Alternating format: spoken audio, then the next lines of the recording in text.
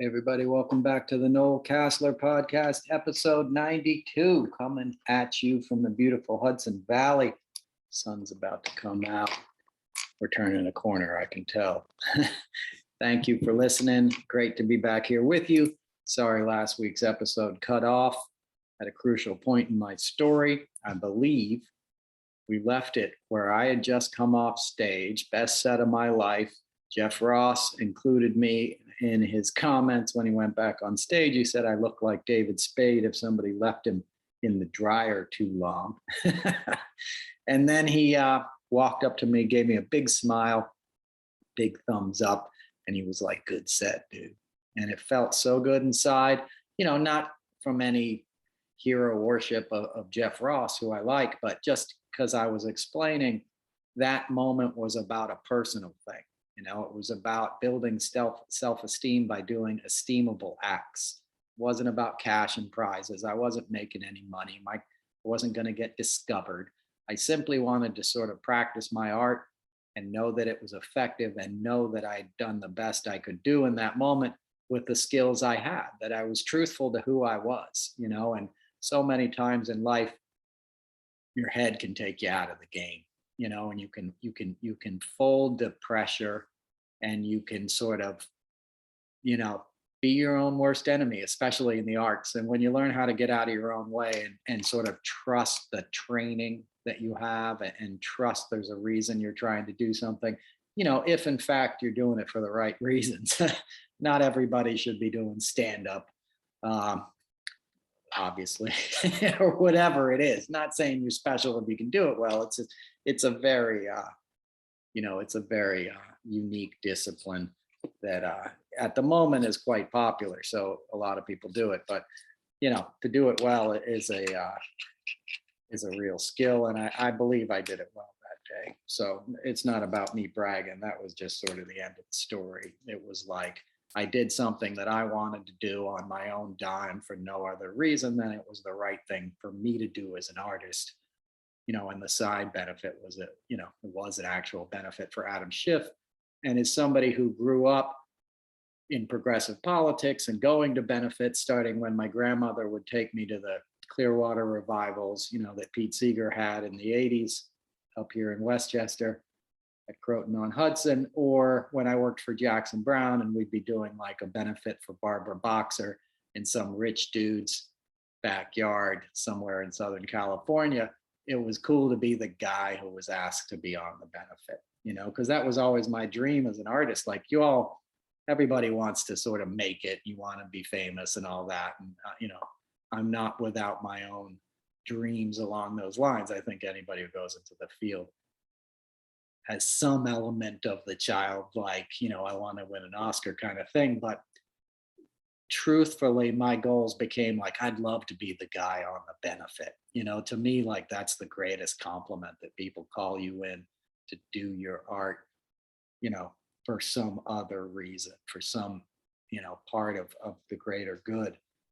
As I've said before, when I worked for Springsteen, my job was like getting all the people who ran the food banks in New York City set up with tables so they could raise money off the crowd as they came into the show. And that was my favorite part of the night. That was the most meaningful thing I did. That, and they also let me like surprise them every night, like with the fact that I was going to take them backstage. I think we did it before the concert or something to say hi to Bruce.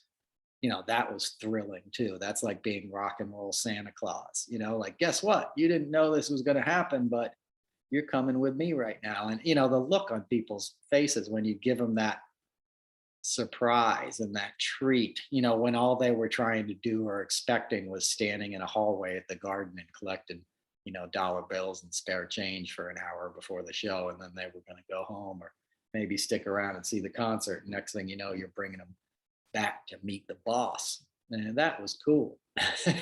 So anyway, it was fun to be on a benefit myself, and that's the end of the story. Apologies for the technical difficulties. I have more memory on my computer now. But let's get into it. It's another week.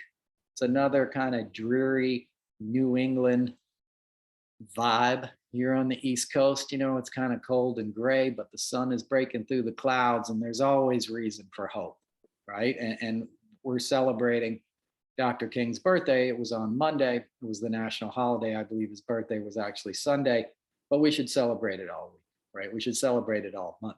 We should celebrate it all year. We should celebrate Americans who have the audacity of hope and challenge us to speak to our better angels. Like, what other reason are we here for, right? And what are we suffering now? We're suffering an overdose of like toxic politicians, of men and women who clearly had nobody's best interest in mind but their own, and knew instinctually, or because of opposition research or demographics or whatever, that plenty of Americans would buy into that BS, right? They've been, groomed to believe the worst about their fellow man, to accept things that, like, along the lines of immigrants are coming to, take over our country or take your job. When I hear Kevin McCarthy speak about immigration, I'm like, your last name is McCarthy. You didn't come over here on the Mayflower, bro. You came over here with some people like my people from Ireland who weren't welcome, who were escaping political oppression, and it forced famine because of another, dynasty and monarchy and sort of, globalist, mindset, right? You were considered less than, and your life was expendable, right? And you had to get on a boat and come to America. And the only jobs you could get were being a cop, or working in a factory, or all being an indentured servants. All the other humiliations that every sort of immigrant group has suffered when they came to this country, right? To turn around and however many generations later be the Speaker of the House and to say to the American people that your biggest fear right now is immigrants, that our problem is immigrants and securing the border. That is not our biggest problem, okay? That's not to say that immigration isn't a complete imbroglio for any politician who inherits the issue, right? Because destabilization, right? Who destabilized Central America and South America, right? We did. We had a hand in all of the conditions that are causing people to flee their homelands, just like the same sort of principles had a hand in Europeans fleeing their homeland. Watch the brilliant documentary that Ken Burns and his partner did on the US and the Holocaust. It'll make you ill. It'll make you ill as an American to watch this, to see the ship, I think it was called the St. Louis, and it filled up in Hamburg and left Hamburg, with a full boat. This is, before Hitler invaded Poland, right? With a full boat of Jewish families coming to the US. And they got here and they were turned around, after cruelly, being robbed by the Cuban government, who took their money and promised them visas and said no dice when they got there, right? And then the Americans wouldn't take them. And that boat had to go back to Europe, and people had to get off of that boat, and go back to Belgium and France, and then those countries were invaded by Hitler, and a lot of those people died. I think 60% survived, 40% perished at the hands of Hitler and Nazism and authoritarianism. Imagine that heartbreak. Imagine thinking you slipped the noose, so to speak. You're getting your family to a safer place, and then you're denied when you get there, and you're messed with. And that's what we're doing, right? That's what we're doing to immigrant families. That's what Ron DeSantis did to men and women who traveled across 6 countries to make it to San Antonio.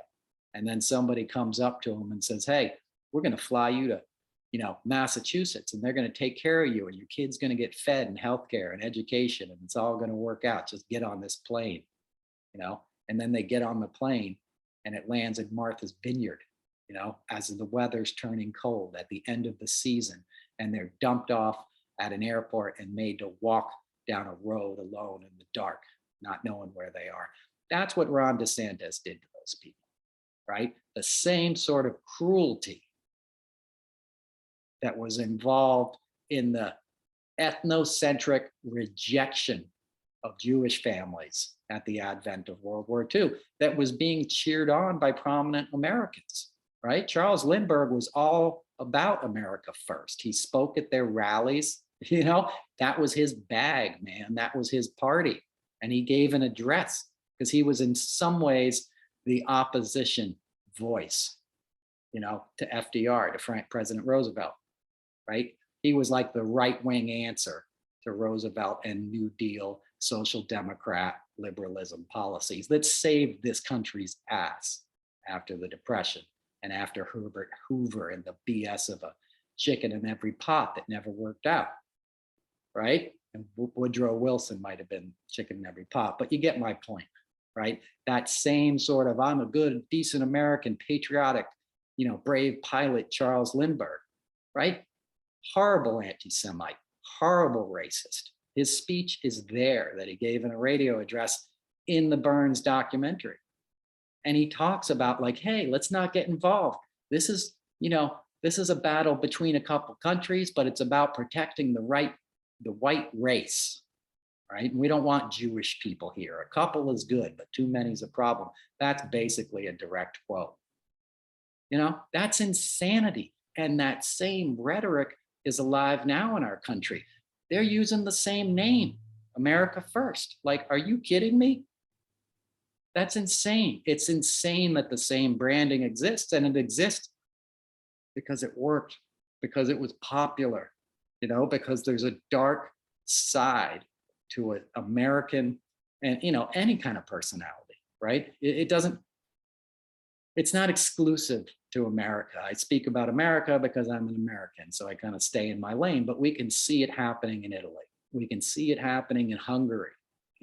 We see it happening in Russia, the way, Putin is a madman and he's running that country, but people go along with him. Not all of them. We saw the brave people who protested, but enough go along with his homophobia, with his racism, with the sort of Christian white nationalism, right? Which is essentially what's going on there in Europe. That's why CPAC, has Orban speaking and does rallies over there, because they know it's an effective tool to manipulate people. If you can equate their religion with their race, right? And some sort of dogma of supremacy, you can get people to do all kinds of things, as we saw in World War II.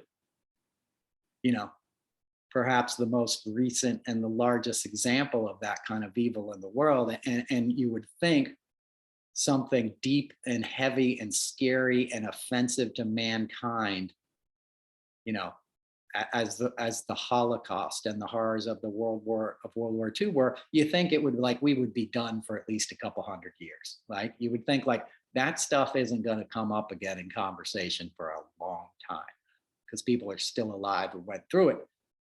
And here we are, 70, 80 years later, back in the same boat, with the same sort of ideas festering in our society. So to think of a Speaker of the House who put 19, 20 members, on committees that were part of an America First MAGA movement that denied the last democratic election in our country, that denied the results, that refused to certify Joe Biden as the president when anyone knew he won fair and square. They knew it was a lie that Trump was saying.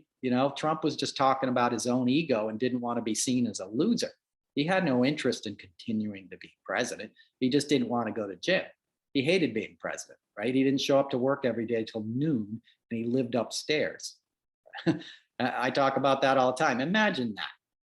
Imagine getting the greatest job in the world if you really care about affecting change. There's no more powerful single position in the world. Most people who have that kind of job would be like, I cannot wait to get up in the morning. I can't wait to hit the office and see how I can help. And that was never Trump's instinct from the beginning. It was just about how can I stuff my pockets? How can I make my idiot kids richer? How can I get people to go to my golf resorts? That was all he talked about. Somebody, I think it was Jeff Ross actually, somebody went to Mar-a-Lago right after he became president. I believe it was Jeff Ross, and happened to be there for an event or something like that. And Trump saw him, and Trump's like this is like January of 17 or something. And, or yeah, right. So Trump has been like, I don't even know if he'd been inaugurated yet. He might still be president-elect at this point, but Jeff Ross saw him and Trump's like, hey, can you believe the new ratings for Celebrity Apprentice? They're terrible. They tanked. He's referring to Arnold Schwarzenegger taking over the franchise. And Jeff Ross is like, what? Like, he's talking about Celebrity Apprentice. This guy just got elected to be president of the United States. You wouldn't think that they would it would be mentioned again, given the enormity of the new role he was about to step into. But that's not how his brain works. It was all little ego. A real leader is like Zelensky. That guy was a sitcom actor. He was a comedian. You don't hear him doing his bits when he's talking to people now. You don't hear him referring back to his career as an actor, not to belittle that, but it just doesn't matter when you get a life and death position. And speaking of that, Putin bombed a building over the weekend, where 60 people perished, babies, children, men and women died in their apartments because Putin dropped a missile on it, launched a missile into it. Clearly no kind of military thing, just a pure war crime. The kind of stuff we saw in World War II when Hitler went in and leveled Warsaw. Watch a documentary on the ghetto in Warsaw. That alone should have been the end of World War II. Once news of what was going down there got out to the world, it should have been like, game on, mother effer. We're coming over there now, guns are blasting, and we're going to knock you back to the Stone Age, Hitler. But instead, we had Charles Lindbergh and these guys saying, hey, it's none of our business, stay out of it. And that's what the GOP is saying today to Ukraine, and now they're in control. You have Marjorie Taylor Greene, Paul Gosar, Lauren Boebert, and people like that on the Oversight Committee, on the Homeland Security Committee. What the hell is Marjorie Taylor Greene doing on the Homeland Security Committee? She denied 9/11. She said the so-called attack on the Pentagon, though we've never seen evidence of a missile, or a plane rather, hitting it. Like, who does that? How could you hold public office in the United States of America and deny 9/11? But there it is. And now she has oversight over Congress. She has an input into Homeland Security. Somebody who was giving away a 50 caliber sniper rifle, as part of a contest in her last campaign. And she's somebody who ran unopposed thanks to QAnon the first time in her North Georgia seat. She moved into somebody else's district, a Democrat who'd been chased out of that district in the middle of the night by QAnon. And that's a story that hasn't been properly chased down or reported. There's so many stories that don't get reported, and we can't keep up. We can't catch our breath, and that's part of the design. That's part of the reason you have George Santos and these kind of chaos agents. Most people would view that as a liability, right? And Kevin is cynical and venal enough to allow the man to be seated. But truth be told, he's great for them because he provides color, right? He provides distraction. I don't mean color in an ethnic sense. I mean, he's a flashy, grotesque, can you believe this is happening, headline grabber. And they know this stuff is going to trickle out little by little, and it'll eat up the narrative because it's irresistible. It is a soap opera. I'm not saying don't enjoy watching it. I'm saying think of the strategy behind it. It's a win-win. If he eventually has to leave Congress, he helped Kevin McCarthy get the speakership. He gets seated. They're putting him on the Small Business Committee, which is especially ironic since he, ripped people off, started a dog charity, and kept the money, to the point that a veteran lost his dog because George Santos stole $3,000 from him. And small business is very important right now. There's been 10 million new small business applications since Biden became president. That's a record. And that's what we need in this country. We need small businesses. We need to get back to sort of boutique building. My philosophy in this country, especially when I drive around New England, Massachusetts and stuff, we've all seen it. There's so many towns with these great old buildings, old mills and old factories, that have been shuttered. The Northeast is full of them. Pennsylvania, you get into Ohio, every state has them. Think of all the cool things you could build, like bicycles and guitars, instruments, furniture, all the stuff that America led the world in craftsmanship. Why? Because we had people from all over the world. Everything that people sell as some great American invention is because there was so many people in America with such a diverse skill set that we were able to kick out kick-ass stuff on the regular, because it was everybody working together. It wasn't just the Germans and the Swiss and, the Dutch and all these other people that traditionally make great stuff. We had them all here, and that's an asset. That's what we need to get back to in America, really high-end goods that are meant to last. That's my philosophy, especially when you look at fast fashion and all the crap that's being made, in China and Southeast Asia. Not to diss on them, I'm just saying, like Uniqlo and all these labels that we all wear and buy, stuff's made not to last. It's made to fall apart. It's made to conveniently buy with a click, have it shipped to your house, and then you want to, get rid of it. And you feel better by giving it to, Salvation Army or something, which is a cool thing to do, but they all have enough stuff. And truth be told, this stuff now all ends up in Africa, and they're drowning in it in certain countries. There's just too much of this crap because we're just making too much stuff and it doesn't leave the planet.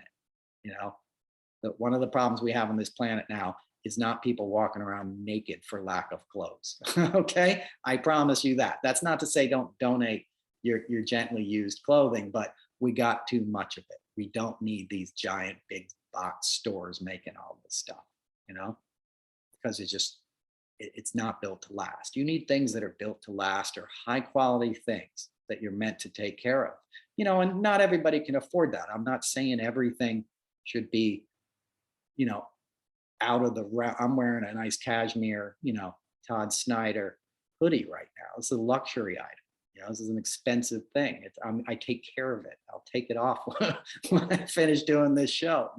I put it back in a garment bag and put it in my closet, and I wear it on special occasions. The rest of the time I wear my t-shirt and my sweats and my hoodies. You take care of things. That was the America we grew up in. Or some of us did. There wasn't a ton of big box stores when I was a kid. You go to Bloomingdale's and you go to fancy places and you get a nice outfit at Brooks Brothers, and it was meant to last and you kept it. And that attitude is a wonderful thing, right? Because we make so many cool things. You always hear me, opening up the show, playing an instrument. I talk about Martin Guitar Factory. That's Nazareth, PA. That factory has been there since the 19th century, making the best acoustic guitars in the world. And there's a couple dozen other manufacturers that make them sort of just as good, but that's the main one. And it's a factory in Pennsylvania that is, employed generations of Pennsylvanians making a high quality product that isn't cheap. You're not going to just go buy one for $300 in a guitar center, and it's not going to be your first guitar, but it could be your last guitar because it'll last a lifetime if you take care of it. It's an investment. And that's the kind of manufacturing we need in this country. We need a generational investment, saying we're going to make something that's so good, people are going to want it all over the world, and we're not going to cash in and mass produce it so our board can become, billionaires and we can go public on Wall Street. We're going to keep it small, keep it boutique, man. That's the way to build stuff. That I'm sure you know what I'm talking about. That's why I always shop in curated stores. You'll find these men's stores. When I was on the road, I'd find a little store and the guy would have boots and watches, Red Wing boots. And, my watch is a Shinola that's built in a factory in Detroit. The guy bought an old factory in Detroit, trained a bunch of unhoused people, that needed a leg up in life and a job, how to build watches. And now they build watches and bicycles. And this watch is worth twice as much now as when I bought it. And I bought it because I heard that story, and I bought it from a small store in, North Carolina when I was on the road. My point is, that's a success story. That's an American success story that's revitalizing, a town like Detroit, a city like Detroit that was left behind when the economic policies of the Reagan era first took hold, right? We were getting our asses kicked by auto manufacturers, primarily in Japan at the time. Our quality suffered, right? Because people were trying to cut corners, not the workers, but the guys who owned the company. It became about the bottom line and squeezing out profits, so they started manufacturing stuff cheaper and cutting corners to please shareholders, not their customers. And that's always a recipe for disaster. It makes things cheaper. It makes certain people richer, but the rest of us suffer. And the worst part of that is we end up with a lot of junk on the planet. The car I have is Volvo, right? We got it 2014 or something, take care of it. It's basically built to last. And it's not an American car, so, but my point is, it's built to last. Find something that's built to last. Find policies that are built to last. And that's why I like Biden, right? Because he's not doing the flashy, exciting rhetoric. He's got his nose to the grindstone. They're making solid ground economically. The jobs numbers out Friday are great. Inflation is down to 6.5%. We are doing well by all these indicators, right? The other side is addicted to chaos and headlines and stuff for Sean Hannity to spew at night. Unfortunately, they just got a big bonus in the documents that were discovered in Biden's house in Delaware. I think I talked about the Biden Penn Center, and that was the original story as we left it. Now it's obviously become much bigger. Merrick Garland has seen the need to, appoint a special prosecutor just to show there's no sort of special favoritism here, right? And I don't need to insult you with an explanation of the difference between Trump and Biden in this situation. Trump defied subpoenas. He had his lawyers lie on his behalf. He hid and obfuscated for about a year and a half when National Archives was going down there trying to get the documents back. He was like, we don't have them. He lied about it. Biden found him, his lawyer found him rather, and called up the FBI, called up the National Archives, sort of recused themselves and called in the professionals to deal with the situation. And then allowed, not that he has a choice in the matter, he's not allowing the DOJ, but he didn't object to an attorney general following the letter of the law, because he's a good dude. And I don't really believe he has anything to hide. And I don't think anybody does. I don't think anybody in the GOP who's going to be talking about this breathlessly for the next 2 years is going to really think, that Joe Biden, that President Biden had any nefarious intent with these documents. You can't say the same thing for Trump. You just can't. Trump was taking classified documents that dealt with, Israeli secrets, that dealt with nuclear energy, one of our most closely guarded things because it has the most value. As I talked about before, it costs a lot of money to develop nuclear technology, not just in terms of weaponry, but energy. Those secrets are worth a lot of money. And Trump knows that. He would have walked into the White House on day one and said, what can I put in my pocket? What can I pilfer? Bring in Jared and Ivanka. Let them help me do this. It was all about a scam, as I said at the top of the show. It wasn't about helping people. And I think that's the fundamental difference between the two men. And there's also the difference of Biden has been in the Senate, was in the Senate the year after I was born. I was born in 1971, or 2 years, 73 is when he was seated, in the US Senate. The guy spent his whole life, 50 years, serving this country selflessly. He got rich along the way, as he should, not grotesquely wealthy, but he's got a beach house and he's got a nice home and he's able to, provide for his family, which is trouble, like any family, right? He's got addiction. He's got all kinds of trauma in his family, just like the rest of us. And he's honest and open about it. And that's constantly exploited by the right. People forget this, but they stole his daughter's recovery journal. His daughter, everyone knows about Hunter Biden and his troubles with addiction. He has a daughter who suffered from addiction too. And she was in rehab when the pandemic hit and living in like a, kind of a halfway house rented room situation in Florida, near kind of Daytona Beach, that part of Florida, near Cape Canaveral. And she moved out of this place and left like a backpack behind in the closet. And one of the roommates found her diary in there, which is just like when you're getting sober, you're writing everything down because you have all these emotions and all this crap that's coming out. You want to get it down on paper so you can take a look at it, and share it with somebody else, like a sponsor or somebody. You're trying to unpack all this junk that's inside of you so you can start to build self-esteem and some clear-sightedness again and understand what's sort of motivating you. The drinking is a symptom, or the drug use is generally a symptom. You're trying to cover up something deeper, and you want to know what is motivating you. You want to. They talk about doing a moral inventory. I wrote about this week in my Substack thing. You're doing that to make amends, to own your part in things. It's not about what the other guy did. You're trying to keep your own side of the street clean so you can hold your head up high and say, yeah, I made some mistakes, but I owned them. I made restitution. And now, that's who I was.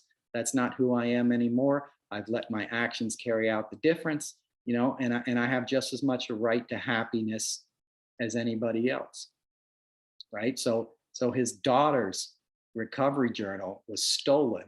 The guy who found it, some Florida man, roommate dude, sold it to Project Veritas.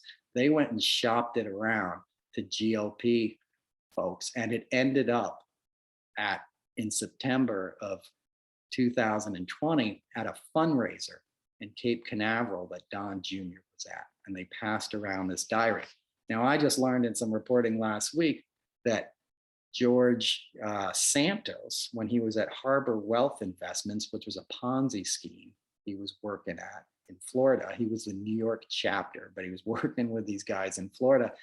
Those dudes were big fundraisers to the GOP and had attended the same fundraiser, right? That its Biden diary was at. It's a weird coincidence, but it's too much of a coincidence to be a coincidence, if you follow me. That same dark money fueled chaos agents will do anything to get power, because once we grab it, they can't take it away from us. That same methodology is how you got a George Santos, is how you would get a Republican Party that would talk about Hunter Biden for the last 3 years like they have, even though Hunter Biden is not an elected official. He's a private citizen who is troubled, whose father happens to be famous. Don Jr. is every bit as addicted to cocaine as Hunter Biden ever was on his worst day. Don Jr. is doing it every night, coke-fueled rants on Instagram or Facebook or whatever the hell it is. And nobody calls him out. Nobody's talking about any of that. Nobody talks about Trump's addiction still in the mainstream media.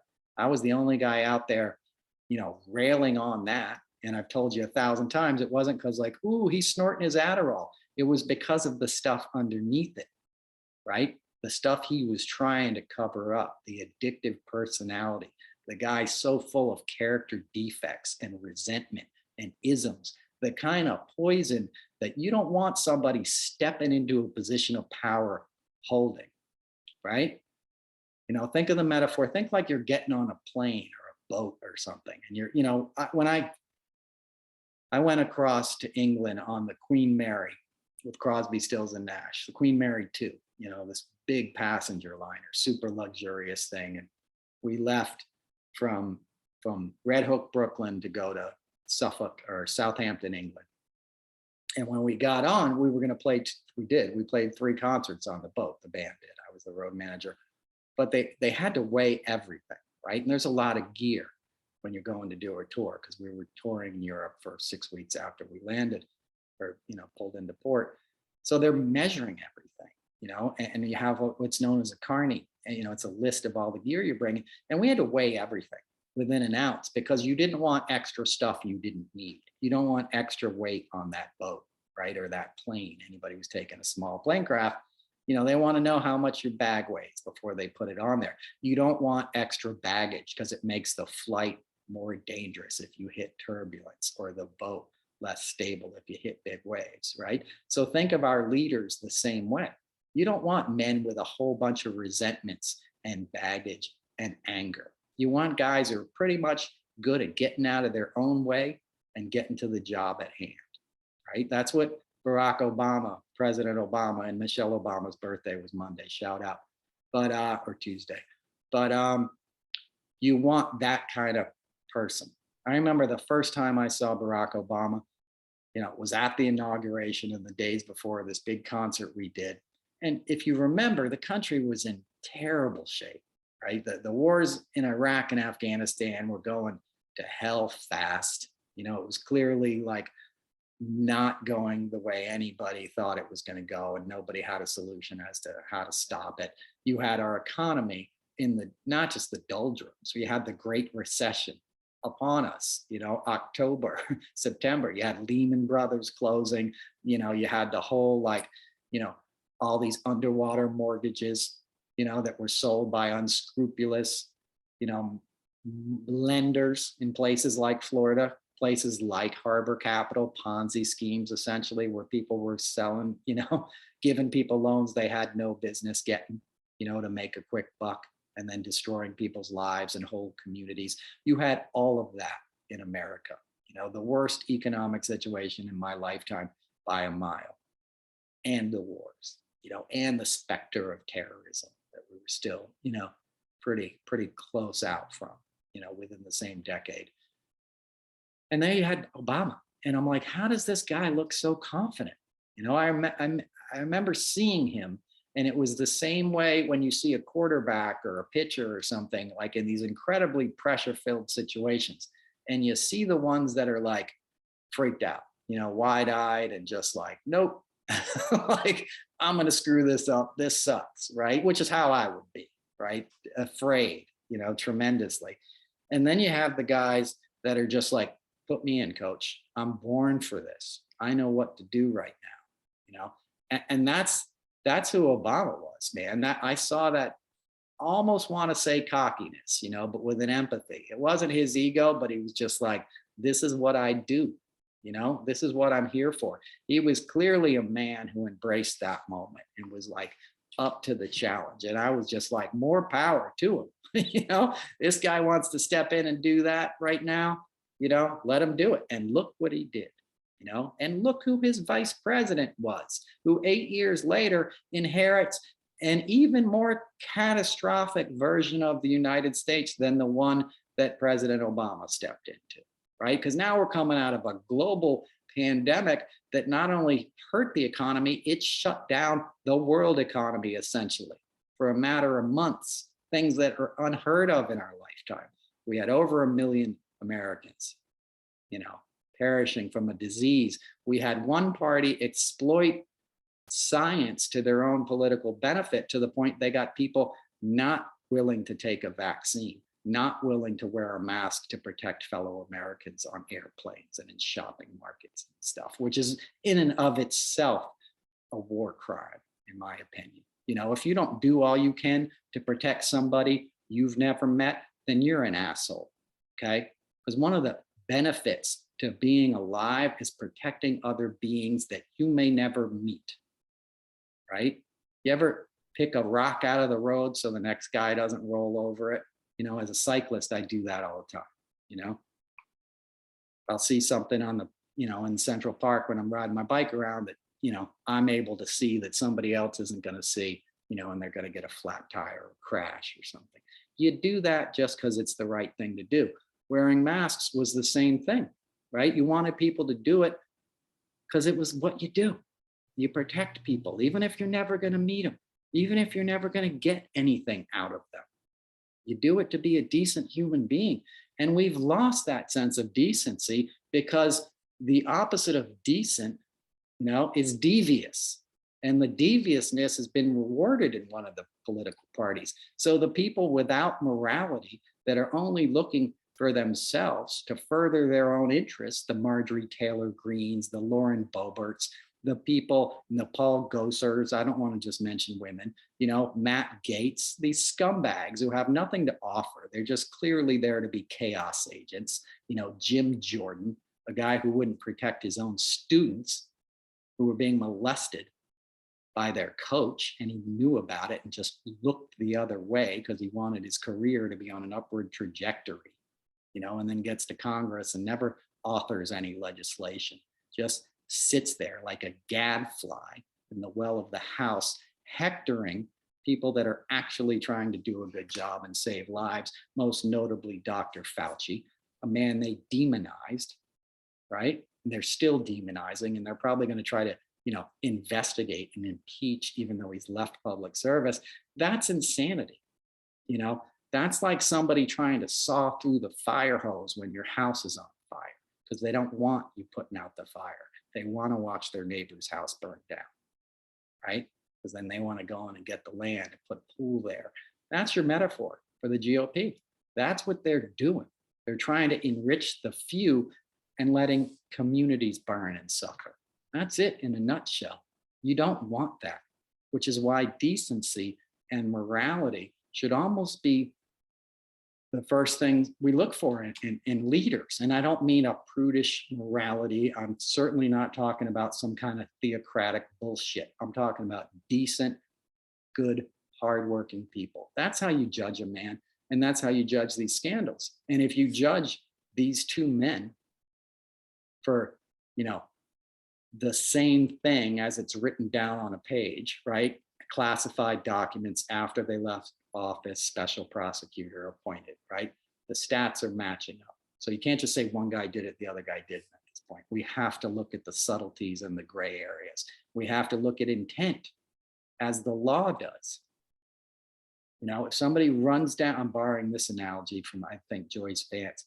Somebody runs down another person with their car on purpose, that person committed a murder. Somebody else is driving, and hits a pedestrian they don't see by accident. That's an accident.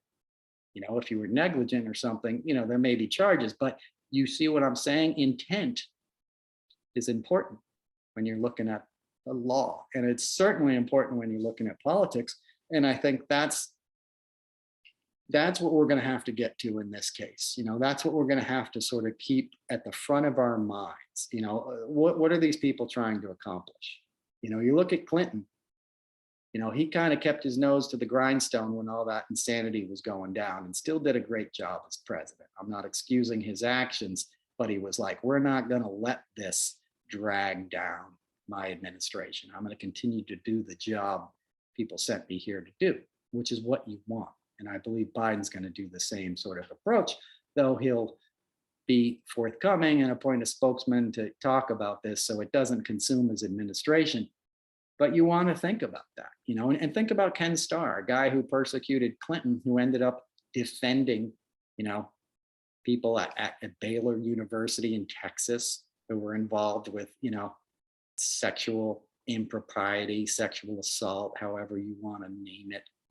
He protected predators.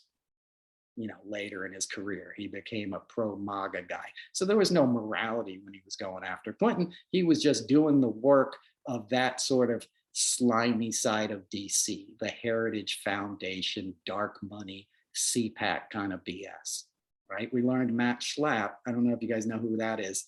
He's the head of CPAC. He and his wife, Mercedes, really outsized influence in the Republican Party. He's the guy who has, Kyle Rittenhouse come out to smoke bombs and lets Lauren Boebert do her stripper strut up and down the stage. And they do this every weekend to build an army, a white Christian nationalist army of, well-armed, undereducated morons who are going to listen to everything they say, right? That guy is now under a lawsuit, for not just sexual impropriety, for grabbing another staffer's crotch, for repeatedly, when being told no, going after this guy, that's not cool. and not to mention he represents an organization which is completely homophobic and stuff. So you have that sort of duplicity and hypocrisy, and there's nothing wrong with homosexuality. I don't even like to use that word. Gay, LGBTQ, there's nothing wrong with that. And somebody who's a sexual predator is a sexual predator. Okay. And it has nothing to do with somebody's sexual identity. It has to do with an act of violence and an act of entitlement and using another human being for your own gratification. And a lot of times they get off on the fact that, somebody doesn't want to be, involved in that. So, it's that kind of attitude is all through DC, and there's a guy who had Brett Kavanaugh at his Christmas party. Matt Schlapp did, at his Christmas party in,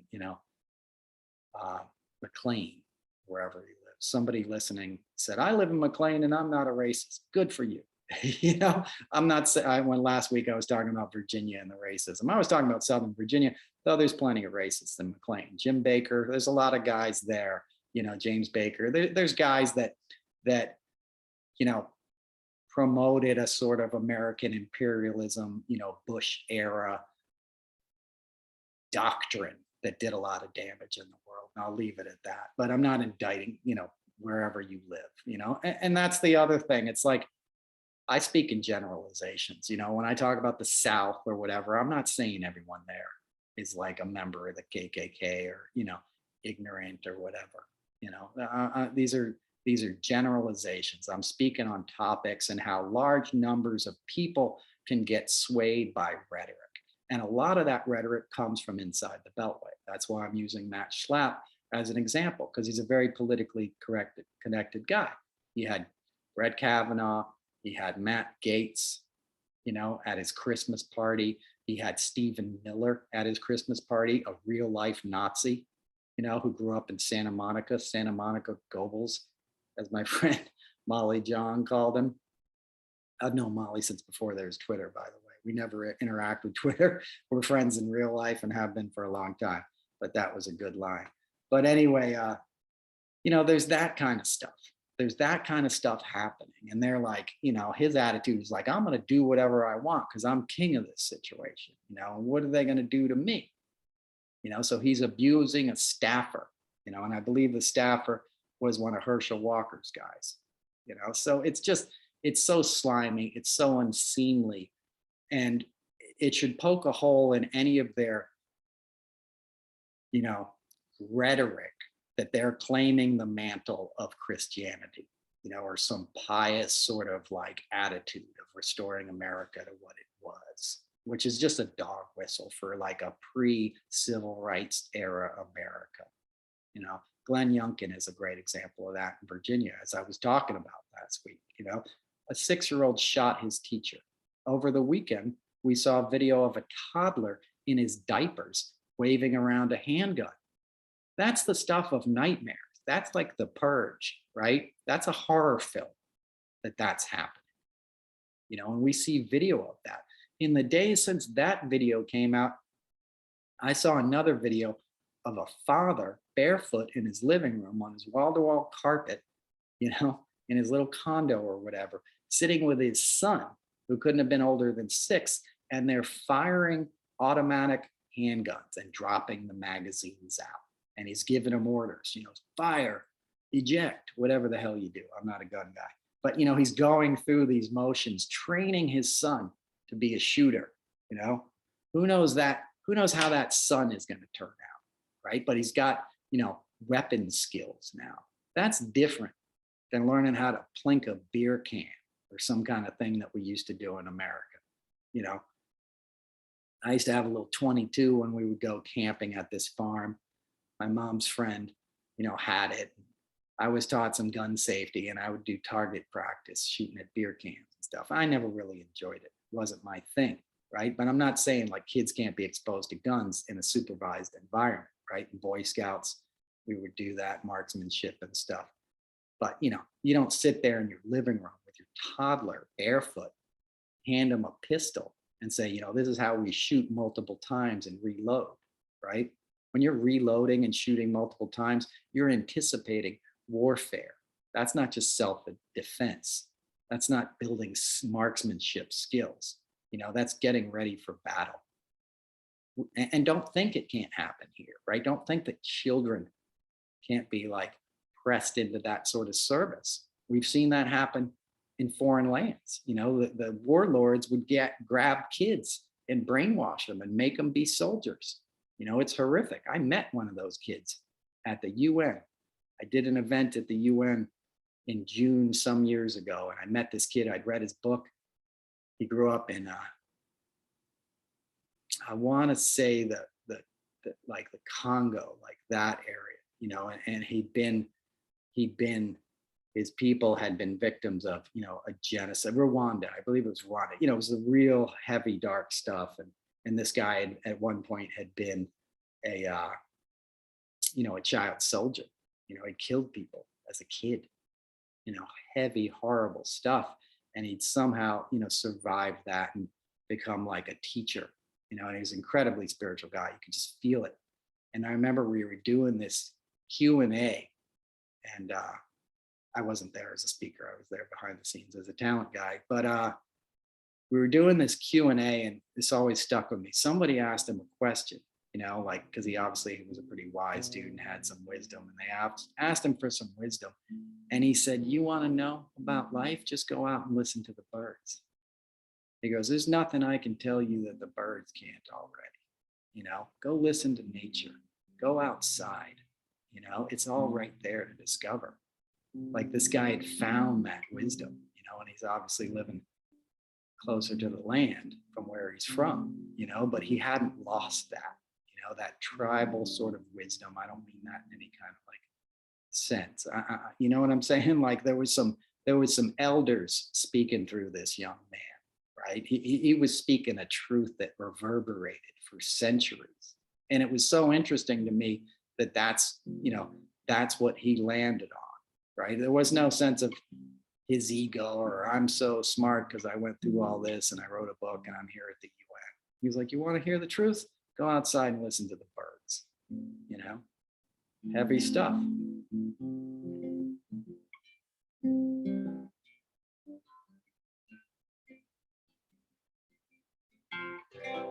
had to pick up the guitar again. It's getting sunny in here and you can't let these things get too hot. But anyway, I should probably wrap it up, right? I've been talking your ear off for a while now. I know these things are starting to get pretty long, and I appreciate you guys sticking with me. I'll try to make them a little briefer. Brevity has never been my strong suit, but I only do this when I feel like I have something to say. I was on my buddy Pete Dominic's show. He's got a daily like news show, podcast show. He's a great comedian, and he was telling me about my podcast, or that he listened to it. And he was wondering how I could talk so long.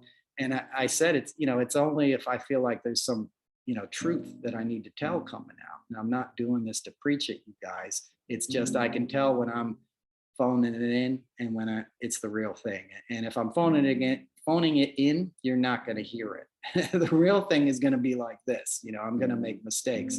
But I tried yesterday for an hour and a half to do a podcast. I mean, filled up my hard drive with attempts. Sometimes I get a half an hour into it, and I just knew it was BS. So I stopped it, and I won't subject you to it, because there is no real point to what I'm saying other than you need to love each other, right? Love always wins. Empathy is what we want to strive for in life. We want to accept everybody and help them be the best versions of their self that they can be. And in my life, I've learned those examples from experience and from culture and from arts. And that doesn't mean I was, instantly imbued with those things. It just meant I had soft eyes. You know that term, soft eyes? It's like you're not seeing the forest for the trees, right? You're focusing on a tree. You're not seeing everything that's going around. And I think that's what that's going on, right? You want to like relaxed vision, that includes peripheral things, that includes shadows, the interplay of dark and light. You want those soft eyes to help you see the truth. I was sitting in the bath today. Pete started talking to me about like what my process was in the morning, and he's praying and meditating and writing out morning pages, which I do. But I said, I take a bath. Like if ever I have to perform, I take a long hot bath, man. That's my jam. I learned it on the road. He thought it was hilarious and somewhat unmasculine. I told him I learned it from roadies. Roadies will take a bath. If you give a roadie a day off in a hotel and it doesn't have a bathtub, God help you if you're the tour manager, because you're going to hear about it at the next gig. Dudes want to soak because it gets the stress out of your bones, and that's what I do. And I was laying in the bath today, and I'm lucky enough to have a little window above my bathtub, and there's a huge spruce tree that's maybe 150 feet tall. It's the size of a Rockefeller, tree lighting tree. It's more beautiful. And I used to work on that gig for a long time, but you're not getting my tree. But anyway, it's this gorgeous tree. And I was watching the sunlight. I couldn't see the tree directly, but I was watching the sunlight come through the tree, right? And all the pine needles and pine cones that hang down from it. And the way that sort of interplayed with the shadows on my bathroom wall and the sunlight coming in through the window, And I was like, if that's all I have, that's enough, right? There's something there that shows me there's something beyond this. There's something to watch. It's like a painting, or it's like music. Nature is like music. If you were in a prison cell, God forbid, and you had access to a window, you'd still be able to know that there was a sunset going down somewhere, just by the color of the light that came through, in that most constrictive of circumstances, right? You could still find freedom. You could still connect to something larger than yourself. And that's a good way to think about life, in my opinion. That's a good way to live our lives. Like there's always a moment to connect to something deeper and more truthful within yourself. And often that comes with simply being present, just understanding where your feet are in any given moment. When I get super overwhelmed, as I do all the time, every day, I got to bring it back to basics. I got to breathe. I got to try to feel my feet. I always start with my big toes. Like, what are my toes doing? Like really being present in them, inhabiting yourself, as I always say, be in your meat. That's my personal little mantra that I tell myself, not beat your meat, be in your meat. That's what I say when I'm in the shower. When I'm in the shower, I want to be in the shower, right? When I'm in the bath, I want to be in the bath, right? I don't want to be at the dry cleaners later that day. I don't want to be in my boss's office. I don't want to be in the traffic. All those things that I'm going to be in anyway, but I'm going to have a better time dealing with if I'm present when I'm in them. And the only way to get there is through the now, is through being present right now, and knowing where I'm coming from, grounding yourself. There's a million different ways to describe it. There's 1,000 arrows pointing towards the truth, right? You have to find your own way. Don't listen to anybody else's dogma too closely. Use it as suggestions, but all the mystics will tell you, like in the end, it's down to finding your own truth. My guy Jackson used to say, next voice you hear will be your own, right? Next voice you hear will be your own. That's what you're searching for, because there's something in everybody that needs to be said. There's a story that needs to be told. There's a smile that needs to be flashed. There's a reason we are all here. The universe has meaning. My life and your life have purpose, as Carlos Santana said to me, when I walked up to him, and told him I was impressed with something I'd heard him say in a movie or a documentary. He goes, "Oh, you want to hear the meaning of life? I'll tell you. Look into my eyes. The universe has meaning. My life and your life have purpose." That's good news. If you wake up today and you're alive, you have an opportunity to make a difference in somebody's life, even if it's your own. What better gift than healing your own life, than understanding you have a purpose, that you are loved, even if it feels like nobody loves you and nothing goes your way and everybody else has more than you, which is how many of us feel. And that's only gotten worse since social media and the internet, but it's an illusion. It's not true. You already have enough, you know, all the thinking, all the buying of stuff, all that kind of stuff you can accumulate in a lifetime. You can't bring any of that with you the instant you leave this place, right? It's all over in a second for everybody, you know, sooner or later, right? What does live on is the love that we create while we're here, the people we help, you know, the things that we honor. And that doesn't have to be another person. That can be an animal. That can be a plant. That can be a picture. That can be a song. Find something you like and love it, you know, and start with yourself. You know, make that first thing you fall in love with yourself and fall in love with yourself again. You know, I love you and I'm glad you listened to me today. I sound like, you know, what's his name? Mr. Rogers or something. We need Mr. Rogers, right? We need those kind of guys. You know, we need the holistic helping hands of anybody on deck because we're all in this maelstrom of insanity and political unrest and just the lowest common denominator rhetoric over and over again. And tuning out is not an option because there's real things at stake beyond democracy. Democracy is where you fight the fight for climate change, right? Because you don't have a shot at doing anything if Republicans get back in control of the presidency. You know, right now they have the House and not the Senate. So right now, strategically, we're still in a good position. Don't get sidelined by the hype, you know, listen to all the good people that are doing good work out there. Artists, poets, you know, preachers, politicians, you know, scientists, activists, children, you know. The best news on all of this is a lot of the younger generation isn't buying the BS, you know. So that's only going to become more apparent. The sun's coming out, as you can see. It's a beautiful day. Thank you for listening. I really appreciate it. Check out my Substack. Check out noelcasler.com. I'll start sending some more t-shirts out soon. I appreciate all you guys. I'm going to let you go now. That was episode 92 of the Noel Casler podcast. I love you. Peace.